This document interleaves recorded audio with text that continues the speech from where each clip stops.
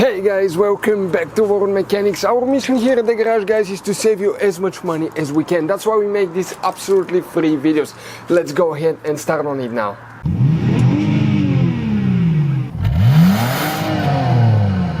Today we're working on a Chevy Equinox. I want to share something with you guys. It should be very helpful if you have a vehicle from 1996 all the way up. Okay, so which means almost probably 95% of the vehicles nowadays, OBD scanner does not recognize that vehicle. It doesn't turn on.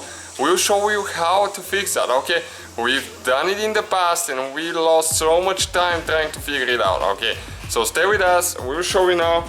Check this thing out now. The OBD scanner that we're trying to connect is actually not connecting. So we cannot diagnose, you cannot check your engine codes, you cannot do anything. Okay guys, so we're going to connect it now and see, we'll show you what happens. Actually nothing happens, that's a problem.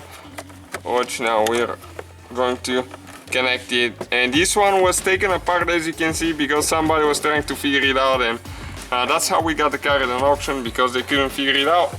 Okay, and the scanner is not on. You see those lights? They have to turn on. No matter what you do, you turn the key on, off, it should beep at you, and okay, you see, and nothing, and no lights. So let me show you what's causing that now. So you can, if you have the same problem, you know how to fix it, and that way you can connect your scanner. So you need to go to the fuse box, and it could be more than one fuse box, guys. So we'll show you now, right here on this one. It's in the engine management, which will be under the hood right here. If we open that lid, okay, sometimes you will find what the fuses are under the lid cover. Otherwise you have to go to your menu. And the thing to look for, usually the OBD cable outlet is connected to the cigarette or the charging ports of the vehicle. Okay, the one that you connect your phone and charging devices and all that kind of stuff. So okay, we have that one, cigar and auxiliary outlet. These two fuses, one of those is for the OBD as well. The manual doesn't say that, but it's one of those. So now let's go ahead and check them, which means it's this fuse here and the one right there. And as you can see, this one is missing.